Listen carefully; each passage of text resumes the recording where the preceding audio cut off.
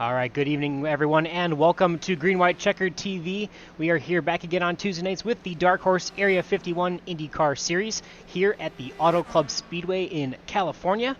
We've got 100 laps on the docket for this evening as we get into the midpoint, really midway of the season here. Definitely a lot of excitement building throughout the season. Kind of a 2 to 3 horse race so far for the championship. Looks like we've got about somewhere around like 12 to 15 cars in the field tonight, so going to be a lot of fun. Definitely one of the biggest tracks that we run on here in this series, and quite a bit of speed. Lots of lanes here at Auto Club to make it work. You can make the bottom work, you can make the top work, you can make the middle.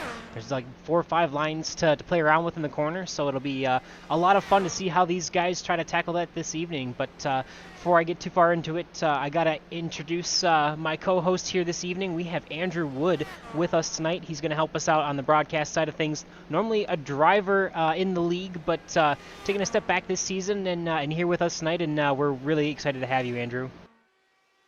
Yeah, it's great to be here. I'm really excited to jump into my first oval commentating situation here. It's going to be a great race. We have a big 2-mile oval. You can expect a lot of drafting, a lot of fuel saving, a lot of different situations here. So I'm really happy to be around. Yeah, definitely going to be a lot of fun here tonight for sure. We'll get to the that fuel strategy that you kind of mentioned already in a second, but I wanted to go back to that 3-horse race that we were kind of talking about for the championship so far. We do still have Nick DeGroot on top of the standings with 293 points with 3 wins. Jeff Hysong hot on his heels with 279 points in second place with 2 wins, and Craig Forsythe with 2 wins himself. 217 points in third. So we do also have Matt Wagner and Eric Peterson in the top 5. Luis Gonzalez Nunez, Joseph Morales, Yari Brubacher, and Dan Marrera actually tied for 8th, and William Gunn round out the top 10 in the point standing so far. So we'll see who's got it tonight. Definitely a little bit of a shakeup in strategy. Like you mentioned, there's going to be a lot of draft tonight and a lot of chances to try and save fuel. Have you heard anything as far as what fuel's going to be like for race runs or numbers? Yeah, it's going to be a pretty big fuel save kind of situation. I can imagine that these guys are going to want to try and save every ounce of fuel they can. It's going to be probably around 27, 28 laps on a full tank. You could probably save another lap or 2 on the fuel save strategy. But I definitely think that it's going to be a matter of trying to manage your race in terms of what the cautions are going to fall and everything like that. Yeah, the point situation with Nick DeGroot up front, he definitely pulled a little bit of a gap on Jeff Hysong last week. They were tied, so I'm interested to see what is in store for tonight. Jeff really wants to answer back and pass Nick for that top spot. Yeah, for sure. Definitely, only 3 winners on the season, and they are the top 3 podium placings of the championship right now. So they'll look to extend their lead over the rest of the drivers, or maybe someone like Matt Wagner or Eric Peterson in the top 5 there, also trying to get their first win of the season. So it'll be interesting to see for tonight for sure. As we'll take a moment here and we'll go through our pre-race grid. So on the top spot there is Craig Forsythe in the number 27 machine. To his outside will be Jeff Hysong. In the number 18 machine, Charles Teed and Nick DeGroot make up your second row. Eric Peterson rounds out the top 5 on the inside of row number 3 with Jim Herrick to his outside. 7th will be the 14 of William Gunn with Matt Wagner to his outside. We have Gary Corley in the 9th position and Dan Marrera in the 10th position to round up your top 10. Joseph Morales will be starting in the 11th position with Vicente Guerrero to his outside to round out the 6th row. Go through one more row on the sheet here as Jim Brooks and Taylor Reeves will ride shotgun in the last row of the starting grid for tonight. 14 cars here tonight, so a little bit of a short field, but definitely still going to be plenty of action, I guarantee, as we get into it. So I guess what's what goes through your mind, Andrew? Obviously, you've got more of a mind for racing these cars than I do. What's going through your head right now as you're gridding and getting ready to prepare for a race like this? Well, you immediately want to think of what fuel situation you have when you're sitting on the grid. Can I make it an extra lap or 2 to try and get an advantage of any sort?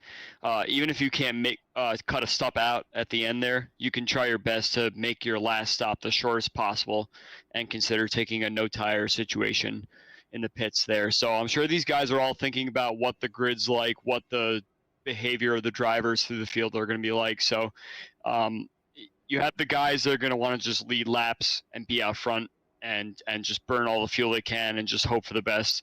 And then you have the guys that are probably going to take it a little more conservative and pull over and let a guy lead and try and save the fuel behind them. So I think we're going to see a mixed strategy here tonight based on what where your position is, what you think you could do on a fuel tank, and all the drivers that are around you that will work with you.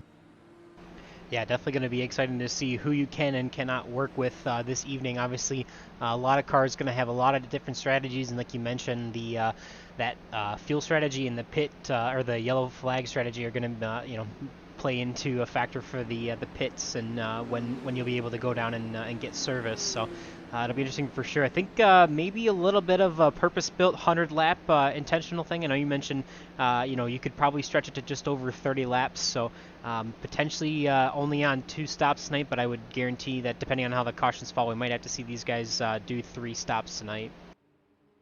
Yeah, it definitely seems like the lap count was chosen for a very, very, very hard fuel save. So, yeah, even as a driver, I feel like I would do my best to save the most amount of fuel I can and just keep myself within fighting distance of the leader. So, I think it's a good lap count here, and we'll see what the drivers decide they want to do during the race.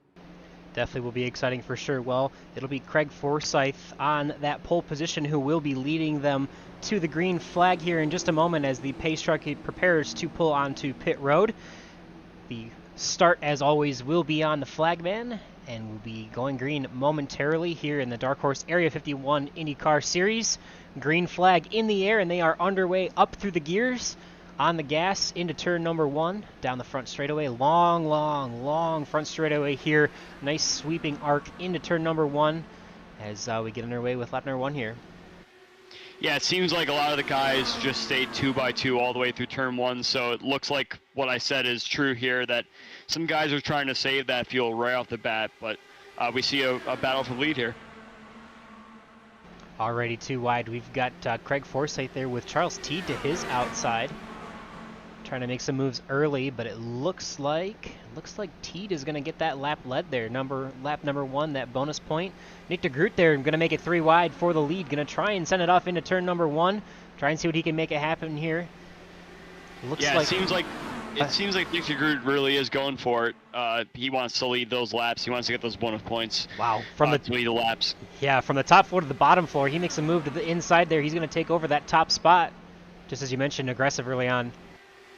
Yeah, this is textbook Nick DeGroot right here. He wants to control the race. He's not worried about fuel. He wants to go out there and lead laps and do the best he can to manage his field behind him. But, yeah, I'm looking at the guys at the bottom part of the top 10, and they're all not really fighting for any positions here at all. They're just trying to do their best to find their spot on this big, wide track. Yeah, definitely a lot of room to play with, all sorts of lanes here at Auto Club, which is why I think just about everybody, no matter what kind of car you like to drive, enjoys this racetrack. It's a lot of fun, a lot of space, and you can really make a lot of stuff work. If your car's not handling well, running one lane, you've got options to do the other, and sometimes it's not necessarily about the car, but how you can make your car and your line work for the track. Looks like Nick DeGroot jumps back to the inside there. Still going to be trying to control this race lead here as Charles Teed continues to try and challenge him. Now on the inside is Charles Teed, heading into turn number 3 as they head down the backstretch. Yeah, you see Nick DeGroot is kind of managing the lead right now, doing the little swap draft with Charles Teed. I know that these cars are all on the brand new tires, trying to manage how far on the low line they can go, how far they can shorten the track as best they can to try and get the best advantage possible. And you're going to see as the tires wear, the cars are going to start to drift up the track little by little, trying to find the clean air, especially when you're 4th, 5th, 6th position. It gets particularly hard to try and find the clean air. But yeah, you see Nick DeGroot's really trying to hold this lead right now. Yeah, for sure. Matt Wagner now throwing his name in the hat for those top 3 positions, trying to challenge the 89 there in the second row as Charles Teed now has the solo lead. But for the most part, the back of this pack is pretty quiet. Pretty much just single file here. A couple guys towards the back there. Looks like Taylor Reeves and William Gunn running side by side here. But for the most part, everyone just kind of settling in like you mentioned and probably trying to fuel save, I would guess, at towards the back of the pack. Yeah, you could tell based on these guys in the 8th, 9th, 10th position that the bottom line just isn't working for them quite yet. They're trying their best to find clean air, because clean air is king in these races. Even if you feel like you're fast on the bottom line, if you get any whiff of dirty air, that's the end of your run through the corner. So up at the front, though, it looks like Charles Teed really wants to lead this race. So Nick has kind of responded and fallen back a little bit. And I think he's going to do his best to save a little bit of fuel now just to see where he stacks up on his fuel mileage. Yeah, definitely always an opportunity to take that first run and see kind of where you even out. You know, you've got a lot of race left, but, you know, it's good to know where that fuel number is going to be. Obviously, you kind of have an idea based on practice runs, but sometimes you never know until you actually get into the race exactly what's going to happen and how much fuel you can or cannot save. So definitely trying to feel that out and see where it is. He's actually going to try and race back to the lead here now on the outside of Charles Teed. He should have a nice run down the backstretch. He's going to do the crossover here. Maybe not. Nope. He fakes it out, goes back to the outside, pulls alongside Charles T on the backstretch here. Now Craig Forsyth has been promoted to the 3rd position after starting on pole. Matt Wagner will jump back to the 4th position with Jeff Heisong in 5th. Eric Peterson 6th, Joseph Morales, Jim Herrick, Jim Brooks behind them, and Taylor Reeves rounding out your top 10. Gary Corley, Vicente Guerrero, Dan Morera, and William Gunn in 14th. Yeah, one interesting thing I'm seeing here is that you could tell that the pace is definitely not as good as it could be, because all 14 cars are within a second and a half of each other. Everybody is really, really, really close. So you could tell the leader is trying to save some fuel to kind of bring the whole field back to them. But it looks like it's too wide racing all the way through the field. You could tell some of these guys in the back might be getting a little bit impatient and trying to punch above their weight based on what they think they can do. So it'll be interesting to see if these guys from the back can try and make their way forward and mix it up a little bit.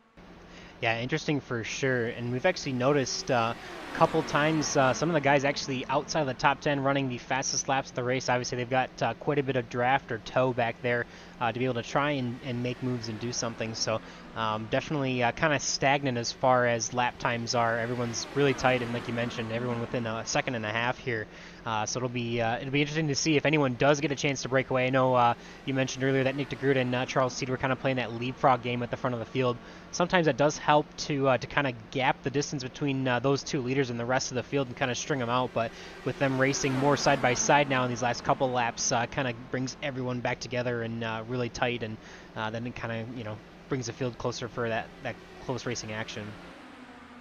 Yeah, you can tell even these guys in the back are trying to size up where the clean air is. If they can find a spot where they can get an advantage on the guy ahead of them, they're going to really go for it and save that for later in the race when they got to pass someone. Yeah, for sure. Definitely aggressive there out of turn number 4. Nick DeGroot trying to go all the way down to the apron there just to try and see if he can get around Charles Teed. He definitely is still hungry for that lead, hanging on to that 2nd position with Matt Wagner back in 3rd, Craig Forsyth in 4th, and Eric Peterson in 5th. So definitely trying his hardest there to be on that outside. Would you think that's a little aggressive too early on, or do you think it's worth it to try and grab that lead and get those points for those laps led and the bonus for the most laps led? I think it's part ways of someone just wants to lead this race. They want to get the points for leading the most laps in this race. So I think the guys in the front are going to hash it out a bit, especially if they're both on a fuel burn strategy and not a fuel save strategy. So I think it's just a matter of trying to find out what your strategy is, and I think the top 4 or so are really going for something that's more of a go for it strategy, and they just want to lead laps and get away from the mess. Yeah, they've got a little bit of a gap here pulled out now. Nick DeGroot now 0.3 of a second in front of Matt Wagner in 3rd. Seems like they're able to make that leapfrog work out just a little bit there to try and gap themselves from the rest of the pack. Now William Gunn about 2 seconds off in 14th place from the leaders. So trying to stretch it out a little bit. Maybe some tire wear taking into play there for so far early on. But got a couple people commenting. Got Chris Matthews and Koabi Brooks. I appreciate you guys watching. Chris mentioned the bumps on the backstretch might hurt some handling. So definitely a lot of handling and a lot of aero here at Auto Club. And like we mentioned, lots of lanes to try and find something different, and been fun to watch so far. And Chris also mentioning that this is what the Indy 500 might look like if there were actually two lanes at that track. So definitely a fun one to be at here tonight. Yeah, something I'm kind of watching in particular around the 5th, 6th, 7th region is that drivers are starting to kind of miss their entry a little bit and pushing up the track. So the tire wear is definitely something that we got to consider for this race. And as you can see, as I mentioned before, none of the drivers are really taking the low line anymore. Everyone's kind of going middle, high, trying their best to find the clear air to get through the corner, because if you take the low line, you're just going to push up to the guy next to you. Yeah, so a lot of these guys are trying their best to just find clean air, especially as the tires wear. They're going to move up the track a lot. Yeah, you could definitely see quite a bit of people entering in that fourth or fifth lane. It looks like someone actually made contact with the wall there. A couple guys going on to the bottom there to prove me wrong this time by, but you can see how they're kind of washing up on the exit of turn number 4 there. So definitely handling already starting to make come into effect here tonight, but still fairly early on with only 17 laps in the race as Nick DeGroot's going to run the fence there, trying to cut down hard to get down to the bottom there. Definitely a bit of a different line. I don't think anybody else is running so far tonight. Yeah, you could definitely tell the car is stacking up through turns 3 and 1 in particular, that there's a lot of fuel saving going on in the mid-pack. Yeah. That's the only reason why these cars are very tightly packed right now, is that everyone's kind of lifting early and everyone's trying to find their spot to make sure they get through the whole corner without any contact with the car next to them or ahead of them. Yeah, still fairly single file. Obviously, we see kind of cars fanning out everywhere, but for the most part, just about single file here. You just see, for the most part, they kind of fan into a single file line as they get down the backstretch. But a couple guys here hanging out side by side as Nick DeGroot's still trying to work on that outside lane, trying to make it stick, trying to gain that lane back from Charles Teed, who's led just about most of this race so far, about 20% of the way done here tonight. Yeah, Boomer, have you mentioned the track temperatures tonight? What these guys are dealing with out on track? Yeah, it's definitely quite warm. It was, I believe, 99 degrees to start the race, and I believe we've got a graphic here to see what that looks like right now. So we got an air temperature of 70 degrees and a track temperature of 93 degrees. So unless the graphic at the beginning was a little bit different because we were in qualifying or we're gridding, still quite a bit hot out there. Hopefully, it's helping because the sun's probably going down just a little bit out there. It's about 4 o'clock, 4:30-ish in the sim time. So hopefully grip will continue to go as that sun starts to slowly creep down. Obviously, I don't think we'll finish under the lights here, but definitely getting into the later parts of the day where it does cool off and you do get a little bit more grip. Yeah, I'm watching these guys on the high line, and they're definitely having a bit of a mental battle of who's going to lift first. You got Taylor Reeves back here in P11 doing his best to keep that high line going, and actually he just made a pass on Jim Brooks and Vicente Guerrero there. So he's ready to move forward. He's not saving any more fuel. He wants to ride the wall and do the best he can to find clean air and get those spots. He was the one car before you mentioned that brushed the wall in turn 3, but looks like he's actually good, but he wants to make his way forward. He's making moves now. Yeah, definitely looks like he's just about outside of Jim Brooks there. Can't quite make the pass stick, but he's definitely rim riding. I mean, he's all the way up there. That's pretty high, pretty close to the wall, but he's trying to make that work. And as you can see, they're about 220 miles an hour in the middle of the corners and about over 230 down the end of the front straightaway. So quite a bit of speed here that these guys are going with into the corners, and takes a lot of concentration and a lot of patience to hold that wheel steady at those speeds. Yeah, you just saw Vicente Guerrero just made a pass there on the bottom line. Oh, and he might have made a slight contact there with Taylor Reeves. He wants to go forward. Vicente Guerrero wants to go forward as well. Taylor Reeves is going to push up in the middle of 3 and 4 there. So these guys in the midfield are definitely sensing the haste. They need to get up front right now, or things are going to be ruined for them. Yeah, they're definitely trying to get going here as we start to approach the end of this fuel run here. Charles Teed and Nick DeGroot still continue to battle it out at the front of this pack, but still kind of been status quo at the front. Matt Wagner, Craig Forsyth, Eric Peterson still in your top 5, but you can see there's definitely a little more action here back in the field, as now you see Vicente Guerrero side by side with Gary Corley to his outside. They're starting to settle out back into single file here throughout the pack, but definitely a lot of action here and about the quarter mark of the race. Yeah, you can tell the tires are definitely pretty much roasted on these cars now. Everybody's gotten out of that pack racing, and they're working more on a single file, find the clean air aspect.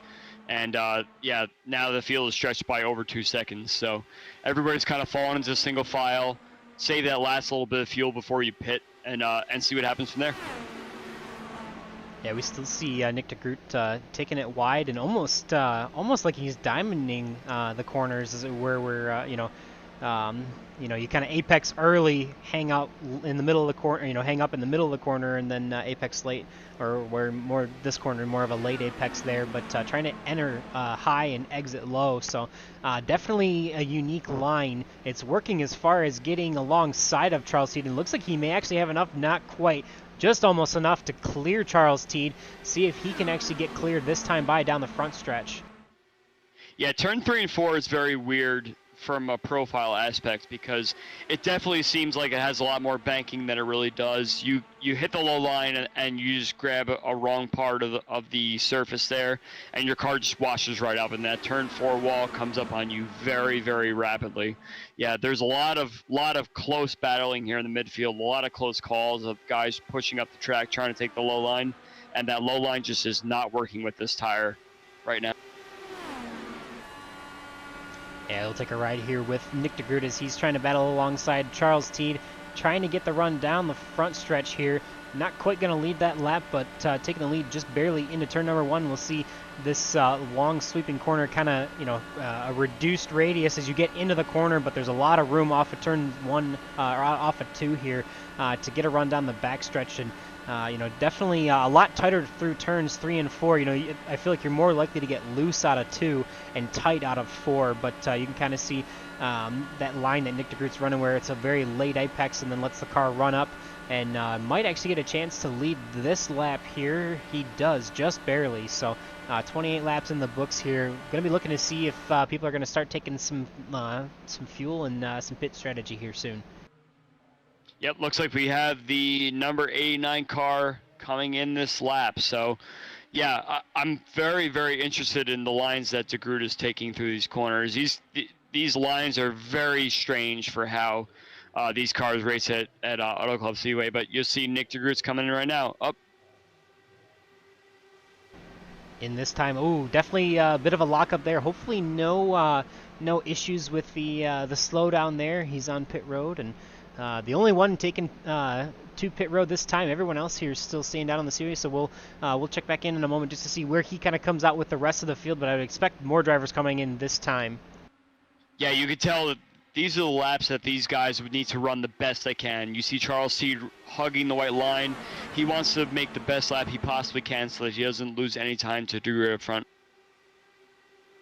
Gets on to pit road. A little bit of a lock up there too, but down and away. And oh no, it looks like Nick DeGroot 42 seconds on pit road. Never mind. I was going to say almost thought that was a speeding penalty, but no, that is incorrect. He got his 4 tires in fuel and he is away. No penalties. Charles Teed on pit road this time. We'll take it back to the field just for a second here, and we'll see where the rest of these drivers end up. Who's going to come down this time by 30 laps in the books so far. It's going to be very chaotic for these guys to all pit. It looks like they're going to go one more lap, and all these guys up front are probably going to be pitting at the same time. So we want to make sure that we catch all these guys pitting.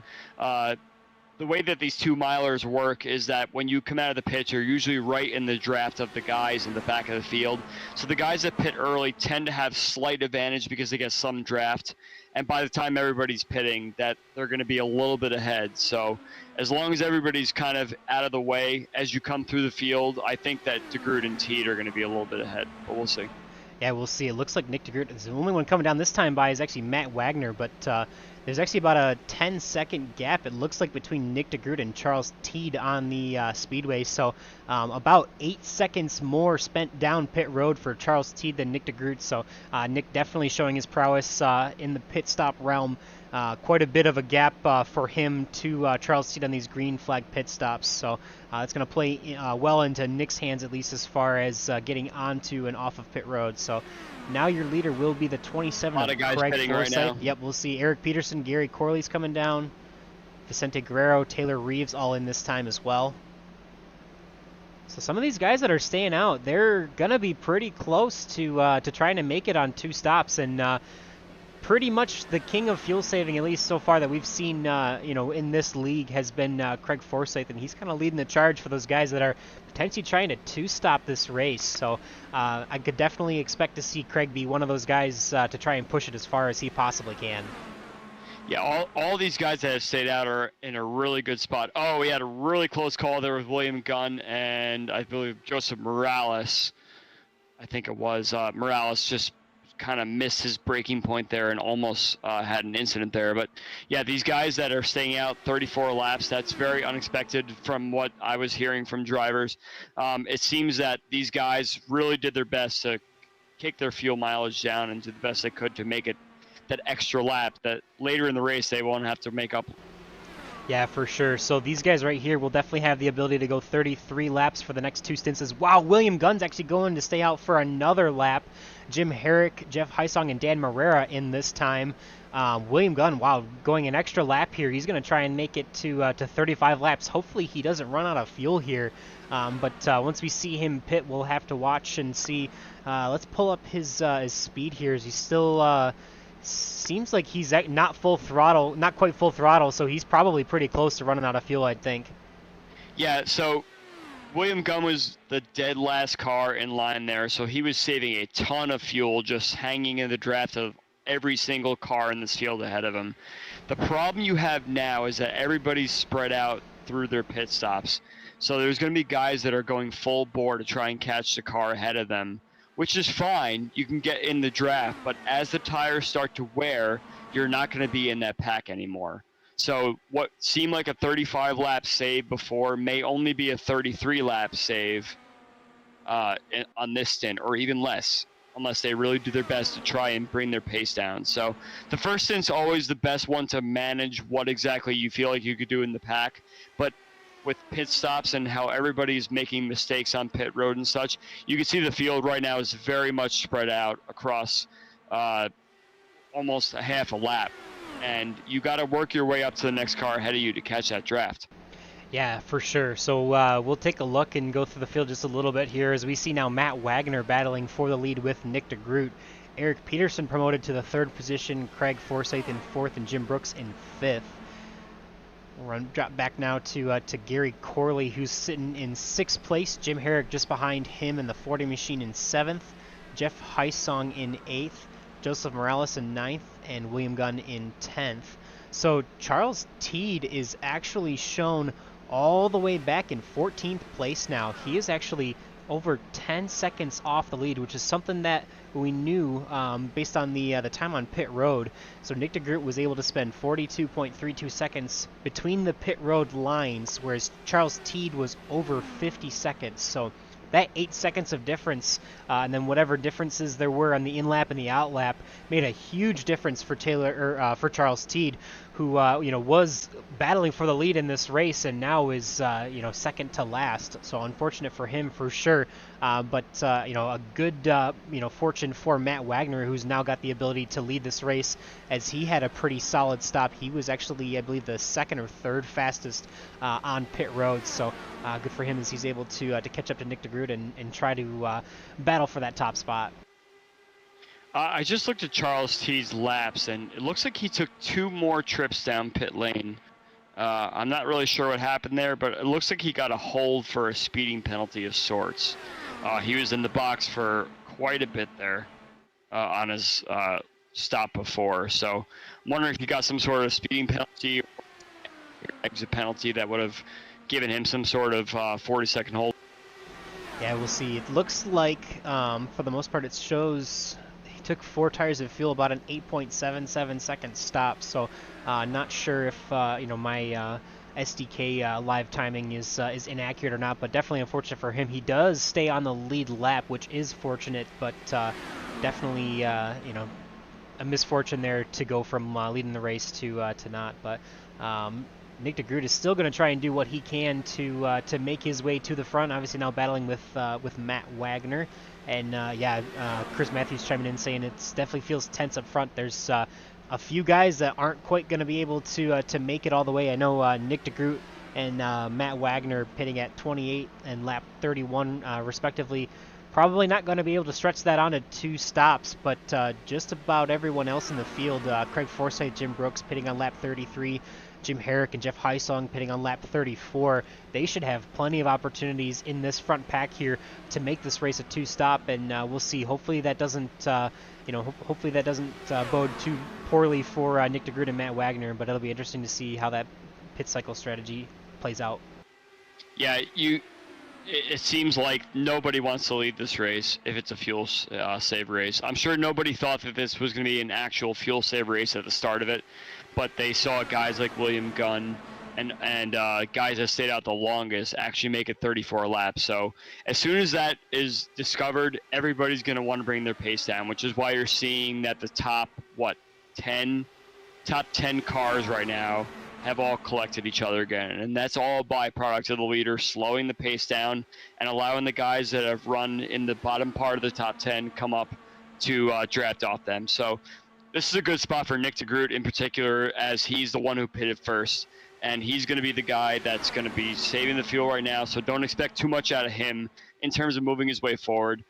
Matt Wagner and Nick DeGroot are probably going to work together to try and save any sort of fuel they can and collect more drivers in the pack. So right now, as you see it, these guys that are at the bottom of the top 10 are saving the most fuel, and Craig Forsyth is definitely one of them. Yeah, definitely. Craig is a master, as you mentioned, at saving fuel. Not that other people in the field aren't good as well, because I know there's quite a few guys that pit on lap 33 and 34. Obviously, with math adding up, you'd have to go 34, 33, and 33 laps if you wanted to make it on two stops. So it'll be interesting to see who can make those work. Obviously, quite a bit have that opportunity, but people like we mentioned, Nick DeGroot, he's probably going to have to save over 5 laps of fuel here on this stint, between this stint and the next stint. So he's probably going to have to go like 35, 36 laps here for the last 2 stints, just to be even considered for an opportunity to pit one more time. So going to be aggressive fuel save, like you mentioned, and just about everyone in the field has caught up. Our entire top 10 now within a second and a half of the leader, single file, as you can see it on the backstretch. Dan Marrera about 7 seconds off the lead. Charles Teed and Vicente Guerrero drafting together in 12th and 13th place, about 10 seconds off the pack, with Taylor Reeves back there about 16 and a half seconds off of the lead. So about halfway, half of a track behind these leaders. Boomer, I'm watching both P7, P8, Jim Herrick, Jeff Heisong. Both of those guys pitted the latest in this lead pack. So if they were to save enough fuel to go, say, 67, 68 laps, even 69 laps, they could lead a pack and have everybody save the fuel behind them and then play defense at the end. They were able to save fuel in the pack in the first stint in order to get themselves in a spot where they are on the 33, 33, 34 strategy. But if they could save 34, 35 like William Gunn did, I think that those guys are going to be in a good spot to lead a pack and potentially hold off the leaders for what may be a mad dash to the end. Yeah, definitely will be interesting to see for sure as we ride along the 18 machine of Jeff Heisong with Jim Herrick just in front of him. Definitely, yeah, we'll see. It's, you definitely have to, it's one of those things where you kind of have to make your bed, early, and we'll see if these guys with a comfortable padded lead as far as the fuel strategy goes so far might have that opportunity late in the race to jump ahead. But we still got a long way to go, still probably about 20 laps or so before we see cars hit pit road again. It's nice to see very long green flag run here, about 48 laps of green flag is always great to see. We've had quite a few issues with drivers getting onto pit road this season, and thankfully a very generous leadoff into pit road that you can see there off of turn number 4. So hopefully no issues for that tonight, and we can go green for quite a ways. Yeah, at least we got Matt Wagner and Nick DeGroot here swap drafting to keep some exciting racing going on. I definitely feel like Nick DeGroot is not playing this fuel game. He doesn't want to play any sort of fuel-saving game. He wants to be able to win the race on pace and pace only. So he's swap drafting with Matt Wagner right now, and everybody else behind him from 3rd down to 10th, 11th place is saying, thank you for doing what you're doing. I could just sit here and lift and save the fuel that I need. Yeah, for sure. Definitely, mentioned already, you kind of have to make your bed early and lay in it, but that's kind of what Matt Wagner and Nick DeGroot are doing here, just, sticking to that strategy of trying to go as hard as they can, as early as they can. Obviously, maybe a chance here for Matt. He's been leading, quite a few laps here. Actually, he looks like he's going to let the 89 go this time by, but he's been leading quite a few laps to maybe try and throw his name in the hat for the most laps led so far. After Charles Teed led a large majority of that first fuel cycle, so it'll be interesting to see here if Matt Wagner can actually catch up to Nick DeGroot on laps led and maybe try and steal a bonus point from our point leader in the 89. I just want to see if Jim Herrick and Jeff Hysong, those two drivers in particular, are watching their fuel numbers and know that they can go at a certain point. Because I feel like around the lap 57, 58 area, you're going to see cars start to move. And it's going to get a little bit more exciting for guys that want to get to the front of the line and put themselves in the best possible spot for the next round of pit stops. Yeah, for sure. That, track position is always king, no matter where you're at, and it could be almost like a road course type scenario where you're trying to to back into what that lap is that you can go to the end at, and then just go as hard as you can after that. So maybe a situation for some of these drivers where they're trying to save, and then when they hit that number, they go, they pit, and then they run the rest of the race as hard as they can. Yeah, it's just one of those byproducts of this fuel save situation that we have on this service here, that you could save the fuel, and if the numbers are just right, you could do your best to try and make the best race for yourself. Yeah, for sure. Definitely, like we said, a little bit of a mix in strategy. Obviously, not a huge field to see someone try and do something outrageously different, but we'll keep an eye on those guys in the back. We mentioned Jim Herrick and Jeff Hysong, 7th and 8th, who kind of have that leg up on the field. And even William Gunn as well in 10th place. He was the one who pitted by himself on lap 35. So even though he's by himself, didn't lose any of the draft and is still in this lead pack and has a lot more comfort compared to everyone else. But like you mentioned, lap 54 still kind of quiet here.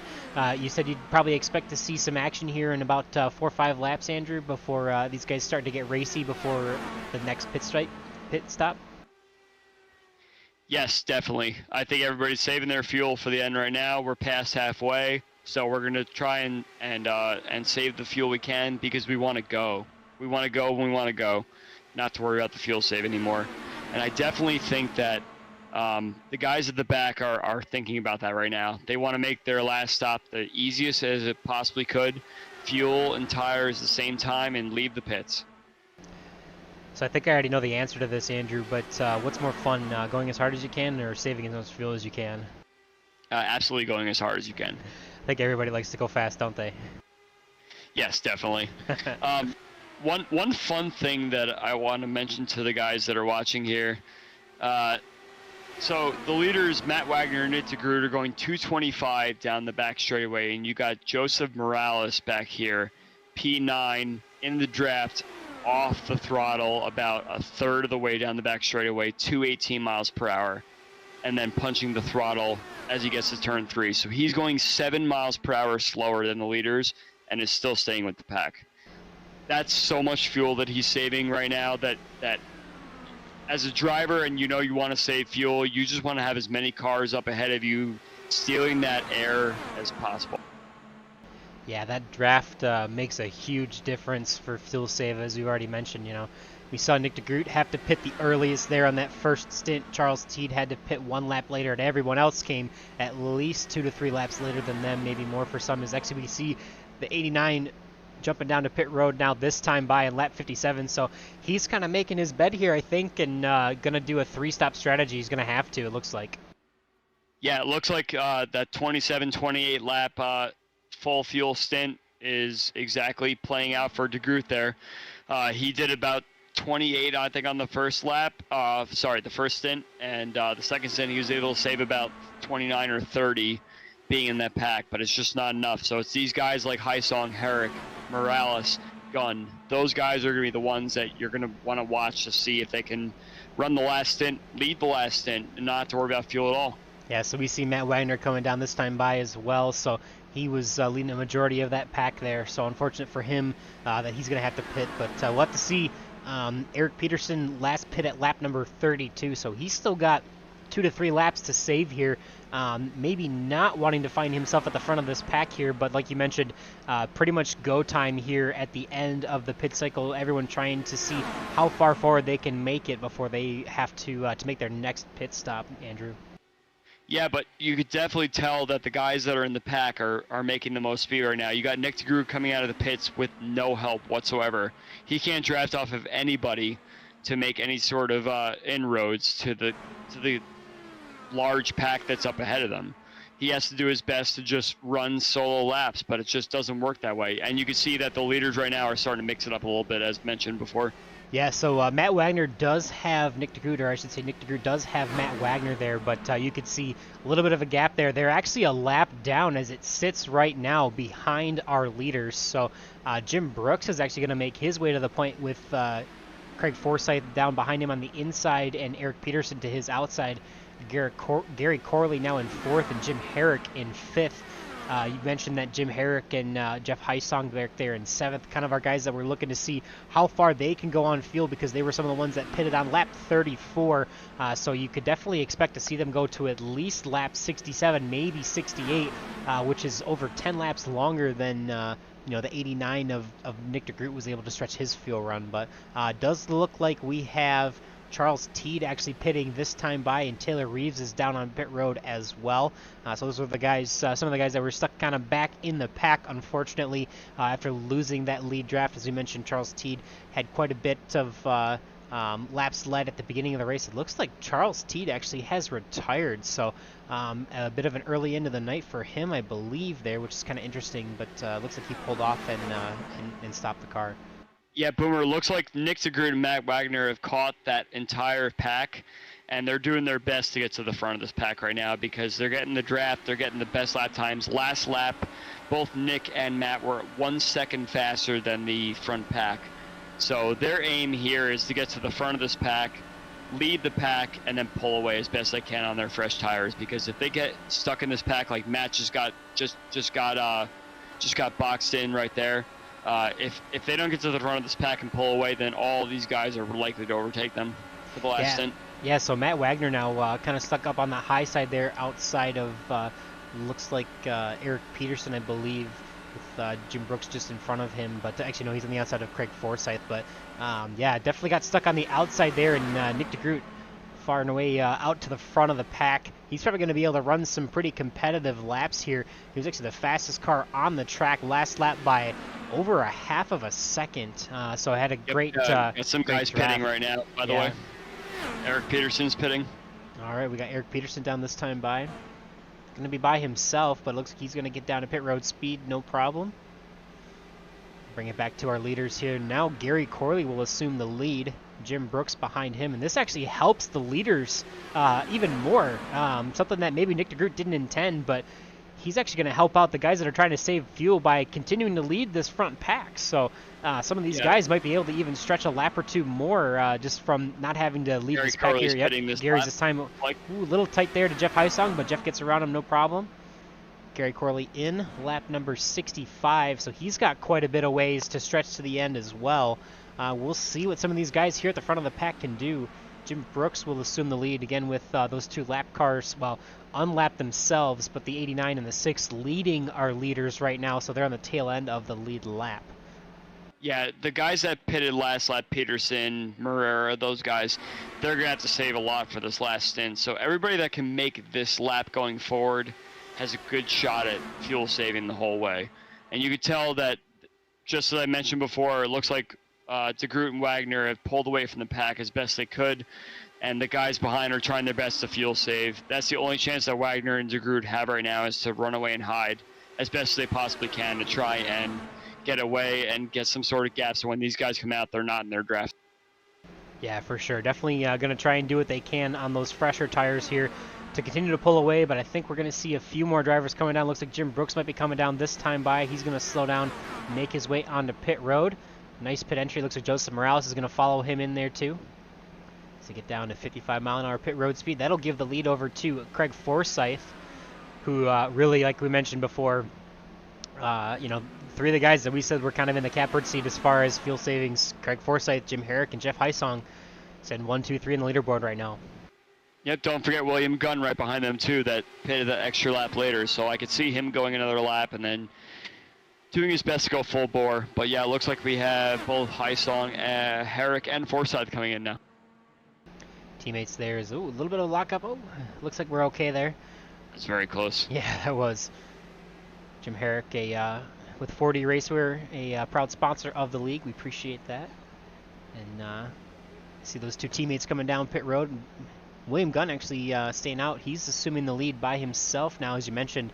He's going to have the most fuel out of anyone. Going to be able to go 69 laps here, or 2 laps 69 before pitting. May even be able to go one more lap. It looks like he's being pulled by these leaders. So yeah. as much as like the other guys that come out of the pits are trying their best to find a mate, Gunn is actually driving with the leaders. He's going to be pulled along by them, so you can expect if Gunn has a perfect pit stop that he's going to come out ahead of Herrick and Hysong and the other guys as well. Yeah, definitely a big advantage for William Gunn, as we mentioned. Oh, a little bit of a blink there out of the 14 machine, as we'll probably see him duck down. Looks like this time by, so he's going to. There we go. Yep. So we'll jump back. So that will hand the lead over to Nick DeGroot here, I believe, depending on where William Gunn actually comes out. So William Gunn's still the leader. The rest of the field 1 lap down to him. So they'll come around the speedway behind him and be back on the lead lap this time. So we'll see where they come out in relation. But we do have Matt Wagner and Nick DeGroot here. And looks like we've got Vicente Guerrero is actually 1 lap behind the guys that you see on the screen here. So Vicente Guerrero is 1 lap, I believe actually when this cycles out, he'll be 1 lap down to the leader, shown 2 laps down right now because William Gunn is still the leader as he exits pit road. So that'll should put Taylor Reeves back on the lead lap, I believe. Vicente Guerrero will stay 1 lap down to our leaders. But looks like the strategy played out a little bit as for Nick DeGroot and Matt Wagner there, as they're up here right up in front and able to have about a 7-second gap to the rest of the field. Yeah, so Gunn had a pretty conservative pit entry, and therefore it spit him out right into that pack with Hysong, Herrick, Gary Corley, Eric Peterson. They're all in one big pack. The pack is starting to form right now. So you got Nick DeGroot, Matt Wagner running by themselves. They're not going to be able to make it to the end. They're going to have to pit again without a yellow here. So the main players of this race are going to be Craig Forsyth on back. All these guys can make it to the end, especially with just a little bit of a fuel save. We can expect Matt Wagner, Nick DeGroot in sometime around the 89, 90 lap range. Yeah, so we'll see how far they can go. Definitely a little bit to play with there on the strategy, but they do have to make one more stop, as just about everyone here that you see on the screen should be able to go the rest of the way. Craig Forsyth is definitely holding position behind the lap car. He wants to save even more fuel. Yeah. He doesn't think he can make it, so yeah, it looks like that lap car helped out Forsyth a bit, but at the same time, William Gunn just took the lead there, and yeah, rightfully so, as he's the last car to pit, so he could probably run full bore to the end. But at the same time, he's helping out Craig Forsyth and Jim Herrick, Jeff Hysong, Gary Corley behind him. So it's kind of a weird situation to be in when you know you could make it, but you're also helping out the guys behind you to also make it.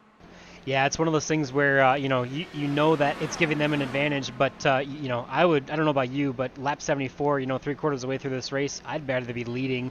Obviously not leading yet, but with Nick DeGroot and Matt Wagner having to pit one more time, he will eventually assume the lead. But I'd rather be leading that pack than be second, third, or fourth. Yeah, because you have to pass me, right? If I'm leading this pack, you have to actually find a way to get around me. And if you're leading long enough, you can watch the behavior of the cars behind you and say, okay, this is the line I'm going to take for this corner. This is the line I'm going to take for that corner. And I don't care how warm my tires are, you're not going to get by me. Yeah. So we'll jump back up to the front of the pack now. About an 8-second gap here between our two leaders of Nick DeGroot and Matt Wagner. Definitely showing a lot of speed tonight, but unfortunately probably the fuel strategy that won't work out for them.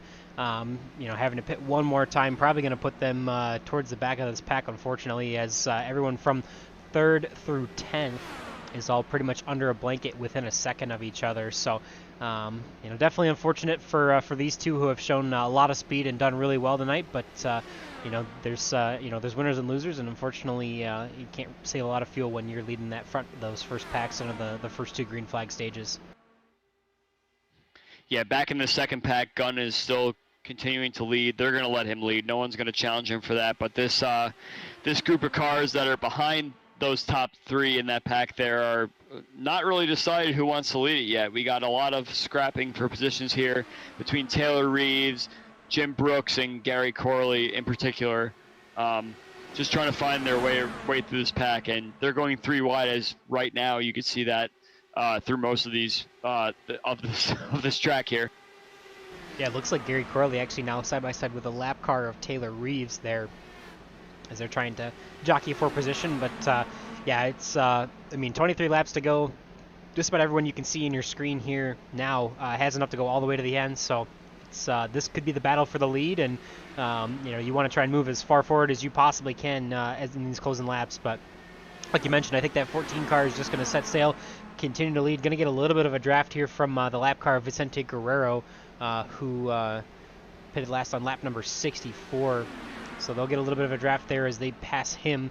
But that 14, again, should be the best on fuel as far as anybody else. So shouldn't hurt him to lead this pack. And Greg Forsyth is just going to sit there in second place and save every bit of fuel that he possibly can and try to not let anybody pass him as, looks like Jim Herrick's going to try and get around on the outside there. Yeah, if you're the lap car, you just want to stay out of everybody's way. But at the same time, if you're fast enough, the leaders will just sit behind you and do the same thing that William Gunn's doing to this whole pack right now. But as a lap car, probably early on in their races in this league, they don't want to do anything to upset any of the drivers that are in this championship. So, yeah, I definitely commend Vicente for doing his best to get out of the way there. But I'm sure some of these guys were hoping that he would just kind of hold steady there and do his best to just pull them along. Yeah, so one thing I did forget to mention, so that was actually Taylor Reeves there riding around the outside. So he's actually battling quite hard with this pack, although he's a lap down to our leaders and to this pack here. So he's battling really hard to now three wide with Jim Herrick and Joseph Morales here. So, as a lap car, trying to see what he can do to unlap himself maybe if there were to be a caution to come out. And, I guess he would be the lucky dog currently, but definitely, very aggressive with the leaders, even though he is a lap down right now. But I should say not the leaders, but we've already mentioned they will be, this will be the eventual pack that will lead the field when Nick DeGroot and Matt Wagner need to make their final pit stops. Yeah, it's a bit frustrating for some of these drivers when they see a lapped car that has no chance of getting his lead lap back until the top two pit, and also not driving particularly with a consistent line, doing his best to just get to the front.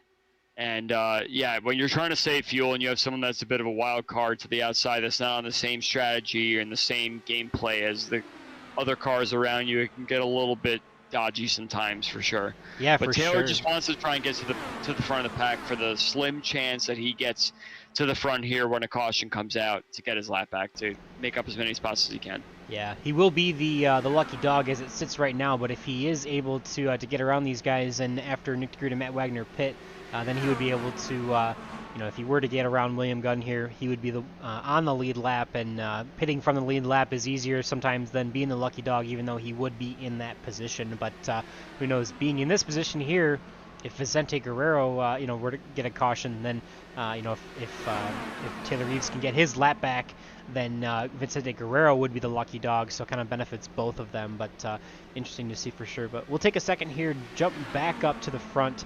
As we mentioned, Matt Wagner and Nick DeGroot do continue to lead this pack, and if you look, they've actually gapped the field by another 3 or 4 seconds. When they actually came out from this last pit cycle, they were about 8.5 seconds ahead of that pack. Now they're about 12.5 seconds, so they do have to spend some time obviously down on pit road, but they're doing absolutely everything they possibly can here by themselves. They will probably try to stretch this out as far as you can, at least I would think, Andrew, to try and take advantage of running by themselves, because they are absolutely pulling away from the pack. Yeah, they're full beans right now. There's absolutely no way that they're saving anything. They've already lost the trophy there for trying to do any sort of fuel save, so why not just go full bore, swap draft, have a little bit of fun. So these guys are going for it, and I imagine within the next 2 or 3 laps, they're going to be in there for their last stop, which will hand the lead over to that big pack third on back. Yeah, I think it's going to be too little too late. Obviously, a lot of fun for them to be going full bore right now, giving it the beans, as you mentioned. But yeah, unfortunately, I don't think that, we've seen just about every driver's taken about 45 seconds from line to line on pit road. That doesn't include slowing down, on your in lap and speeding back up, getting back up to speed on the out laps. So definitely going to probably see these guys go just about a lap down. They'll probably be in the pack, I would think, with the leaders when they come back out. But as you see, the 89 there coming down to pit road, making his final stop of the night. That's going to do it for his chance at leading and winning this race, I believe.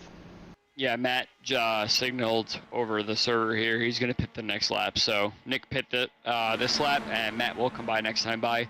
And we'll have to shift our focus to the net leader of the race in third place here, William Gunn.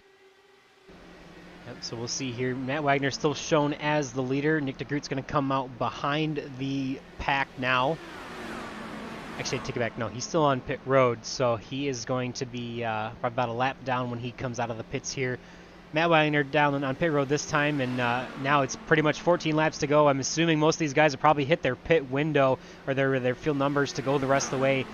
You'll probably expect to see some of these guys get a little bit dicey here as we still see that 41 of Taylor Reeves trying to earn his spot back here, kind of in the middle of this lead pack, kind of jumbling it up, trying to get something out of the end of his race here.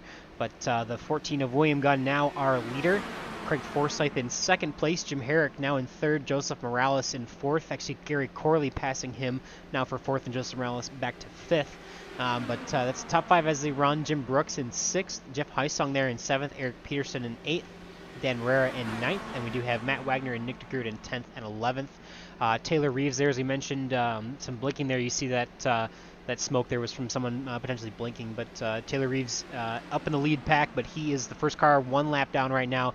Vicente Guerrero 2 laps down, and Charles Teague retiring. So that will take us through the lineup for tonight. And yeah, we got about 8 cars here in this lead pack, plus a lap car or two, trying to see what we can get here with 12 laps to go. Yeah, so we saw Craig Forsyth take the lead from William Gunn down the front straightaway there. Taylor Reeves should be respecting the leaders here with 10 laps to go. Hopefully with these guys all battling for the win, he should be moving out of the way and letting these guys battle per the Area 51 rules. But yeah, it'll be interesting to see what these guys are doing, because you can already see that they're too wide going through most of these corners, trying their best to get any position they can. It gets harder and harder as you get down to the bottom of the top 10, especially if they're too wide to find your spot. So you got to make your move as soon as you feel like you can make it. As you see there, it looks like Joseph Morales actually pushed up the track trying to make up some spots here. This midfield is going to get a bit dicey.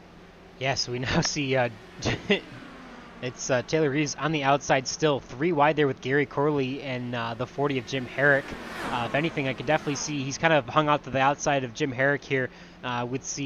Would understand a little bit of frustration from the 40 here as he's just trying to race for this, go for the race win, as his teammates currently leading the pack, and with William Gunn just in front of him. But looks like now the 41 will be getting out of the way, thankfully. But yeah, just about anyone's game here still. Quite a bit of work to do if you're Jim Brooks sitting there back in 6th place, but with 9 laps to go, still anything is possible. Obviously, these guys have pretty much hit their field numbers we would expect, and it's pretty much just balls to the wall, go time for the rest of the race. I want to mention that the track temperature has now gone down to 85 degrees, so there's a lot of grip all around this track right now. So there's not going to be cars traveling to the middle or high line to make their moves. They're going to be going as best and as fast as they possibly can on the low line to try and make any sort of gap they can stick there. If they can make the high line work, especially the middle line, and pin someone down, I think you can see some of these guys make some moves here. Yeah, for sure. It's a nice 69 degrees in the air and 85 degrees on the track surface. So about 15 degrees of cool off from qualifying the start of the race. So definitely a big difference. And you can see the cloud cover here as the sun starts to peek out. But that cloud cover really helping give these guys a little bit more grip and cool off this track. These lap times are getting faster and faster every lap. Everybody should be good to go from here. We went from a 33.5, now we're down to doing low 33s, close to high 32s in the pack. So these guys are going for it right now. No more fuel saving. It's going to be 2x2x2 by the end. Yeah, we'll see. Looks like Jim Herrick's going to try and promote himself to second there on the outside of William Gunn. See if he can make it stick. He's actually going to go for the race here. Jeff Heisong. Wow, what a move down the middle. Jeff Heisong now promoted to the lead. Wow, that was a move. That was impressive. Yeah, he rode the middle line, and the C's parted for him down the back straightaway. Nobody moved to the middle to block. Jeff took the lead there, and that was a great anticipation there from him. Yeah, I thought by the end of the backstretch there, you're going to see the 27 of Craig Forsyth and the 40 of Jim Herrick, those two teammates kind of commanding the lead, but looks like they're going to take it back now. But, man, what a run from Jeff Heisong to get back up there. We also see Jim Brooks now up to 4th. We're sitting back in 5th, so Jim is actually our current highest mover with 9 positions gained on the evening. So having a good run after I believe electing not to qualify tonight. So I'll have to see where he finishes out, but definitely going to be side by side for the rest of this race, like you mentioned. 2 teammates here at the front of the pack. You know, it's great to see Jeff Heisong and Jim Herrick, both the guys that had the most fuel, move the earliest. They were the ones that got to the front as quick as they could because they knew they had the fuel. So, oh wow, Eric Peterson really made a risky move there ahead of Jeff Heisong. Yeah, Eric Peterson trying to throw his name in the hat here. He's been kind of quiet, but he saved the fuel and was able to be up here in this mid-pack. But look at this. There's 7 cars. Oh my gosh, 3 rows deep. That is absolutely insane. 2 wide actions still from the teammates of Craig Forsyth and Jim Herrick. Jeff Heisong still sitting in that 3rd position. William Gunn here still in the bottom in 4th place. Eric Peterson to his outside trying to make a run down the backstretch to promote himself to 4th. Eric Peterson is going to be pitting this lap, apparently. Oh, out of fuel looks like for the 36, unfortunately. Not enough to make it to the end. Yeah, I find that very interesting. I'm not sure what happened there. Maybe he went a little too early or did the math on his fuel a little too early. But I mean, right now these cars are doing high 32s. They're going for it. There's no more fuel save. Yeah. Just find any bit of clean air as you possibly can, and do the best you can to get to the front. So I'm sure these guys on these cold temps are going to be hugging the bottom line, trying to hold their position. Yeah, definitely. Sorry for trying to interrupt you there, but I was going to say that Gary Corley is actually last pit on lap 65 actually, so he may have to save an additional 2 more laps in the rest of this field. So look for Gary to potentially have to pit once more as we go to 2 laps to go. The 40 and the 27 teammates continue to battle side by side, and it's anybody's game for the podium. Last place in the podium right now is the 40 and the 27, pretty much trying to block every lane on the track, trying to command this lead so they can get a 1-2 finish tonight. Oh no! William Gunn made a move there. That was... Oh man. And look, unscathed. Pretty much the only ones not involved in that crash are going to be the 40 and the 27, though this does also promote Nick DeGroot and Matt Wagner back to the back of the pack. Actually, I take it back. That should actually do it for the race because there are no green-white checkers here in the IndyCar series. So I think that's going to take us to the final lap here, which it is. Yep, we will end under yellow and checkered flag. Give the win to Jim Herrick. Wow, what a crazy turn of events. We're going to try and take a second here, see if we can go back to see where it went wrong, that move from the 14 of William Gunn here. Yeah, it looked like I could tell that William Gunn was really trying to find any gap he possibly could. He was kind of rushing through the middle, through the front straightaway, and he tried to rush to the middle again here, and it unfortunately closed up on him. Yeah, so you can see the 18 to his inside. Definitely quite a bit of craziness here.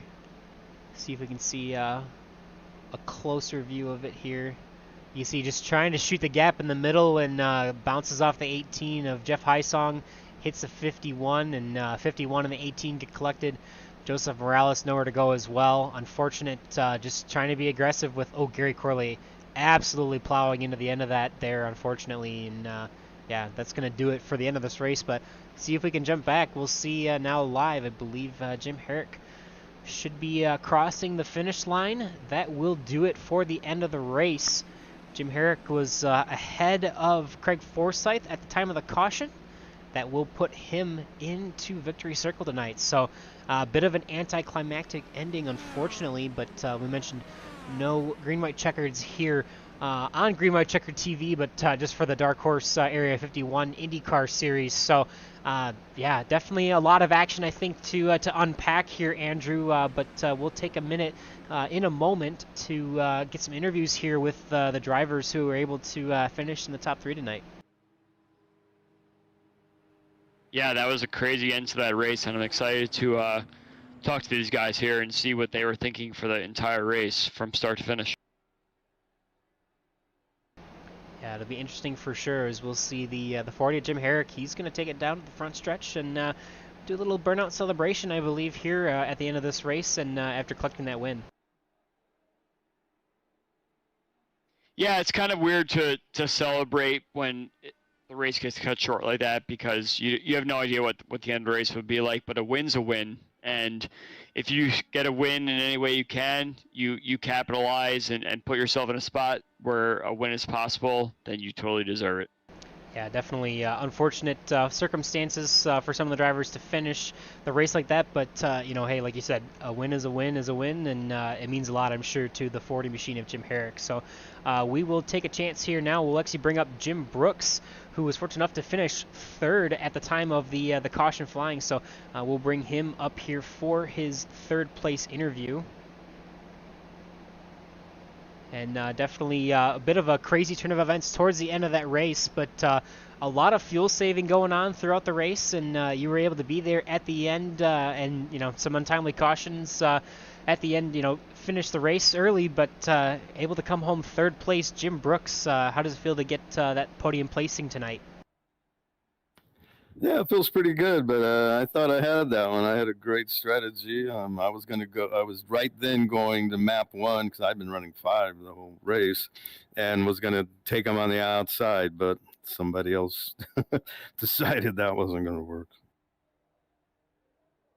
Yeah, Jim, it looks like I was trying my best to monitor the lap times and see exactly when people were going to start going for it, and I wasn't really sure at what point each driver in that entire pack was going to start going for. So did you have any sort of idea of what lap you were aiming at to try and go full bore there and not fuel save anymore?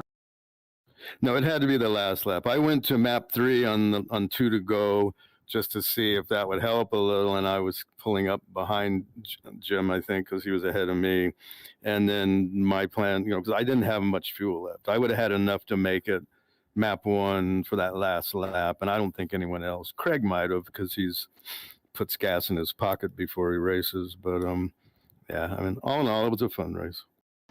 Yeah, definitely had to be there at the end, and you definitely seem to have a strategy, you know, staying with the pack at all times, you know, saving enough fuel to get there to make it a 2-stopper. And you know, we saw you, you know, I think with 8 laps to go, we mentioned that you were 6th and you still had a chance to win it, but not quite all the way, you know, the 1st place that you wanted, but a little bit of a chaos there. I guess take us through the moment of caution, what you guys were thinking there. You know, I'm sure it got pretty dicey towards the end. Yeah, it was. I knew some people were going to pit, and there was a bunch of us, you know, 5 or 6, or at least that many right up in the lead pack. And it's like, okay, hurry up and pit so we can at least sort of shake it out. And then it was just, yeah, just that one more lap. But it was a lot of fun. I mean, as rusty as I am, not racing much, I'll take 3rd any day. Did you feel like you had to nail your pit stops today because you knew that it was going to be some sort of green flag fuel save situation? Like, did you feel like very stressed out that when you actually went to the pit road that you had to execute everything perfectly in order to not lose any sort of draft or fuel saving going forward? Yeah, this is actually a pretty forgiving in and out on pit road compared to some tracks. And I was following Craig in on the first pit stop, and I stayed right there with him, so I was all happy with it. And then the second one, I pitted alone. And yeah, like I say, it's not real hard one, so not so much stress like some of the tougher tracks where you lose it coming in or lose it going out. So yeah, it was good. Yeah, definitely. Well, excited to have you racing with us, Jim. You know, glad to have you back and in the motion rig. Always excited to see you out here and supporting those beautiful Area 51 and green-white checkered TV colors. So, want to give you a chance to give any thanks and shout-outs for that podium placing tonight. Yeah, just Guile and Quabi, my sons, for sticking with me through this, and my girlfriend Carmen, she's been, with me 24/7 in this fairly tough time. I got chemo tomorrow again, so this is a good send off to that. Yeah, definitely thinking about you, Jim, and hopefully continuing with a speedy recovery, and hope all goes well for you. Thanks a lot. Thanks for the coverage. Appreciate it. Absolutely. Well, that was Jim Brooks, Jim. finishing third place tonight. Got a couple of other interviews to give as well.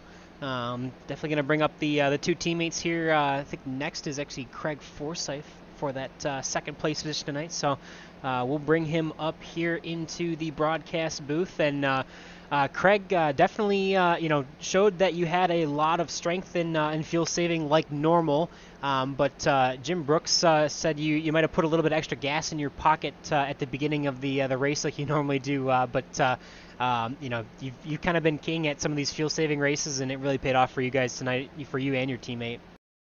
Yeah, no, we stuck to the fuel save right from the get go, and it was, I think it was during the middle stint there where I did a couple laps on my own before I could get some. I had to slow down to try and get some traffic with me, because you can't give up on the fuel save halfway through doing it, because once you're committed to it, you're committed to it. So no, that worked out good, and good on Jim Brooks for getting on the podium. That was a lot of chaos.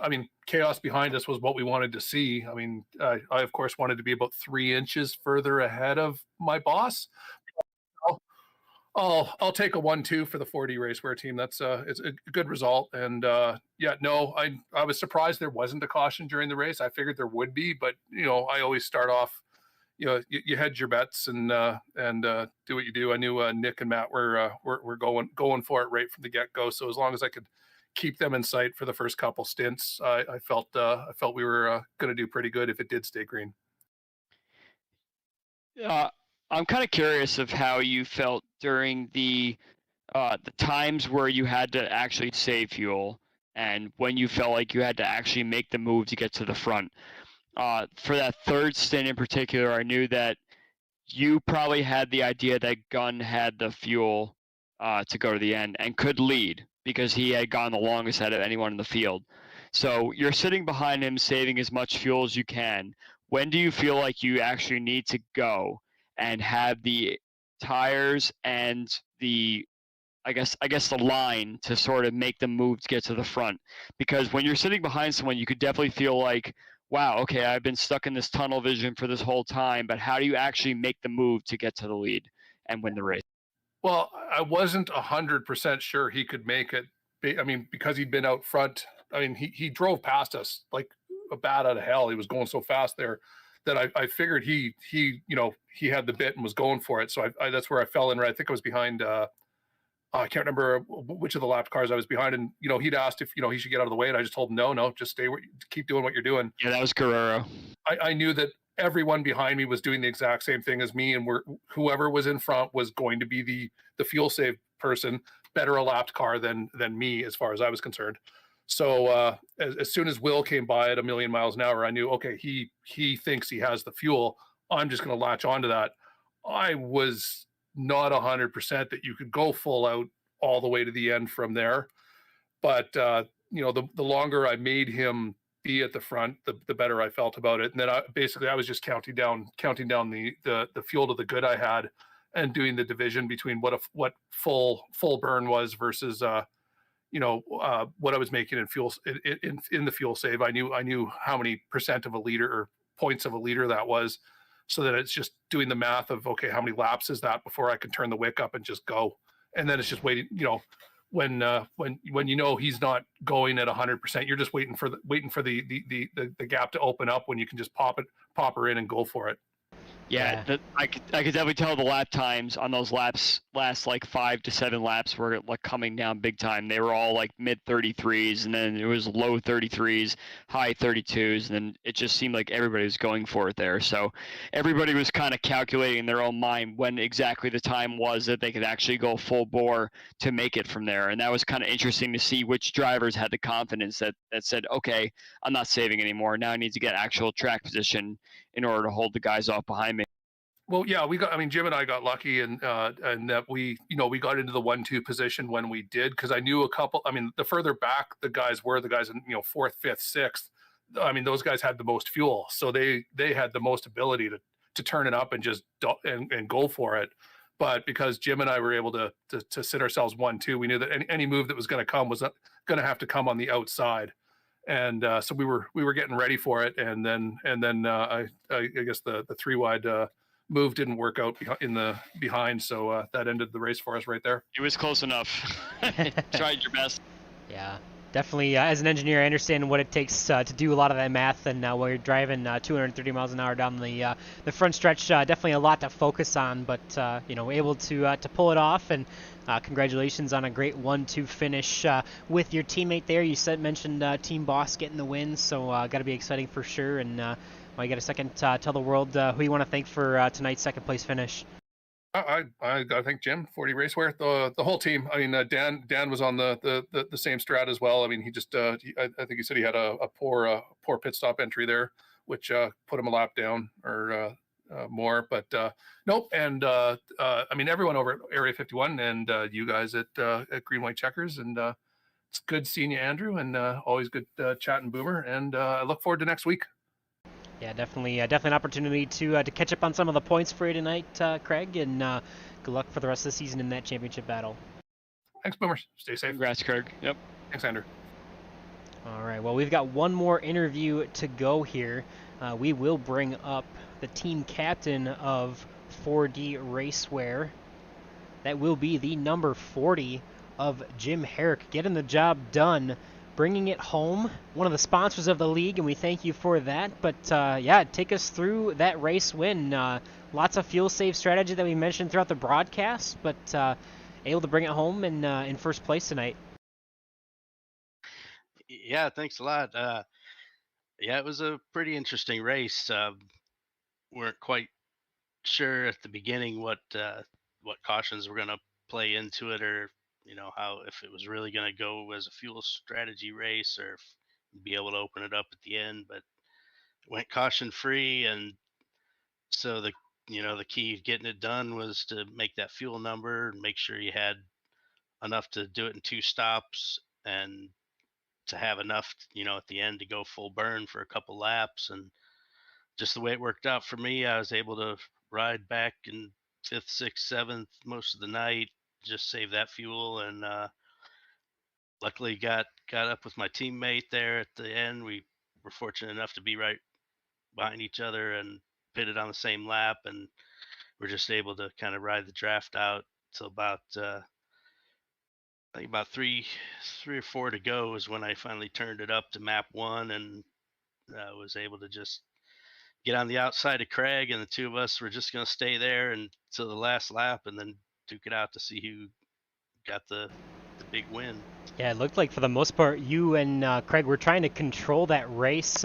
Maybe a little bit of a defensive position there, with you guys trying to be too wide with that gaggle of cars behind you. Yeah, it worked out for us. The 3 wide here is doable, but that third line is probably not gonna, it's not gonna get much done. The shorter distance is faster, and so pretty much as long as we controlled the bottom 2 lines, we were going to be able to most likely finish 1-2. So that's just that's how we lined up, and it worked. Nobody, a few times people get a run, but couldn't make good on it. So just how we ended up. Yeah, I gotta say that's the exact situation you want to be in, especially with a teammate, when you can kind of take the whole track for yourselves. It definitely is a good feeling when you can trust someone that can hold the line below you, and you could hold the line above, and nobody can do anything behind. That's like the best scenario you can have with a teammate. For me, my biggest thing, and I called this mid-race, Boomer will back me up here, I called both you and Jeff Heisong as the guys that went the longest and probably felt the most comfortable in terms of their fuel situation. So at what point in the last stint did you feel like you could actually move and go full bore? Because it must have been frustrating just sitting right there in the top 7 or so, just kind of hanging out and knowing that you were just running laps. You were counting laps, lap 20, lap 30, lap 40, lap 50, and you're just waiting for your opportunity. So did you ever have a point in the race where you knew that if you went, you'd have a good shot for the win? Or were you just kind of saving fuel and hoping that you'd be putting yourself in a situation where you'd be able to run up front? Well, the two stop was pretty tight, so we had to basically make fuel in all three stints until the very end. I may have been able to go one more lap on full burn than I did, but I don't have a reliable fuel calculator. My fuel calculator is my teammate Craig Forsyth, and Or your brain? Your brain's also your fuel calculator when you're racing at these speeds, just trying to do number crunch while you're trying to hit apexes, like me. yeah, and that doesn't usually work out in my favor. So, I was watching the fuel number on the black box, and I knew I was going to be able to crank it up at the end, but really, I was riding there in third behind Craig and Will, and I was thinking about turning it up, but I was like, well, I don't have to right now, and until I see them go, or until somebody behind me puts pressure on. So I went probably one more lap than I had to before I cranked it up, and then as soon as I did, I'm not sure if Will was going to be able to make it all the way or not. Um, I knew Craig could, but as soon as I went to map one, I just drove right by Will on the outside, and that put me in that position, on Craig's outside, and that was the end of the story. Yeah, definitely a little bit fortunate for that caution at the end there. Obviously, I probably would have wanted to run to the finish with your teammate there, but still a great effort to put yourselves in position for that win. And again, big congratulations to you, Jim, for that win tonight. Want to give you a chance to tell the world who you want to thank for that win tonight. Yeah, well, first I want to give a big shout out to my teammate Craig. Like I said, he's a big part of our strategy, and definitely made the right call there. And yeah, I suppose without that caution, it would have been a little tougher to beat him. I think Craig I don't know if he fell asleep a little coming out of that last corner right before the caution came out, but I was able to get ahead of him on the back stretch, and then when the caution came out, that's what gave it to me. But yeah. Anyway, great 1-2 finish for the team. Want to thank 4D Racewear, our sponsors. Everybody check out 4dracewear.com. And thank you guys there at Green White Checkered for putting on a great broadcast. And yeah, everybody involved in the Area 51. Awesome. Well, congratulations once again to you, Jim, on that big first win of the season, and hope to see you get a few more as the season continues on. Yeah, that'd be great. Thanks a lot. Yeah, good win, Jim. All right, so that will do it here tonight at the Auto Club Speedway. Nice shot of Jim Herrick there with his beautiful cloverleaf burnout you've seen there. Probably, some little bit of art with the tires there. So definitely quite a bit of an exciting finish there. Was not expecting to see it go that green all the way, but you do love to see a good fuel strategy race, and some of the best at it were some of the guys that were able to capitalize and get some those top spots tonight. Yeah, sometimes when you have these fuel save races, there's no need for any cautions. Everybody's just kind of patiently waiting their turn to strike. Just with any other race situation, it's always the races where people are going so hard that incidents happen. So yeah, I was a little shocked myself going into tonight expecting no cautions, but here we are. All the guys took care of each other tonight, and they put on a really good show overall. Yeah, definitely. We've seen quite a bit of issues this season, just about all season long, with people trying to get onto pit road and causing cautions. So typically, the yellows last just about as long as a fuel run. But thankful that was not the case here tonight, and we got, I think, 98 laps before we had our first yellow of the night. So definitely exciting to see that much green flag action, and quite a bit of a treat here tonight for us, Andrew. Yeah, so why don't you tell me what's coming up on Green White Checker TV, Boomer? Yeah, so we got a couple other races going on this week. Obviously, on Thursdays we have our truck series, the Super Speedway trucks. I think I can't remember if they're at Daytona or Talladega this week. And then on Sunday nights we also have our Xfinity car series, another NASCAR series Super Speedway events. So definitely make sure to check out those. Usually we have quite a bit of a full field there. 30 to 40 cars each week in both of those. So lots of fun going on Tuesdays and Thursday nights. And I don't quite remember where we'll be next week, but I'll take a second to pull up the schedule unless you do know yourself, Andrew. But we're going to be back next Tuesday again with another race here on Area 51. Looks like it should be Kentucky on the 4th. So, yep, so next Tuesday we'll be back at Kentucky with Michigan, New Hampshire, and Indy rounding out our season. So just 4 more races to go in the championship hunt. Obviously, the 89 of Nick DeGroot should be able to continue to lead the points after tonight, but Craig Forsyth should have been able to catch a few points up on him, as well as over Jeff Heisung, who finished 9th tonight. So we'll see. Nick DeGroot should be able to extend his lead, but Craig Forsyth should be able to close in on at least 2nd place and a little bit on 1st. But still just about anybody's championship to lose, and going to be exciting to see how the rest of this season plays out, Andrew. Yeah, let's just mention that Jeff Heisong got his first ever Area 51 win at Kentucky last season against myself. So he might be a contender for, another race win there. It's obviously a track he's really good at, and he could bring this championship really close again if he performs pretty well there next week. Yeah, definitely. A lot of action to still be had here on Green White Checker TV on Tuesday nights in the Dark Horse Area 51 Indy Series. We'll take a second to go back through the rest of the finishing order. Obviously, we already mentioned Jim Herrick, Craig Forsyth, and Jim Brooks. Talked to them about their podium placings tonight. William Gunn with a nice run, finishing 4th. We mentioned Nick DeGroot was able to capitalize on that late race caution to finish back up in the 5th position.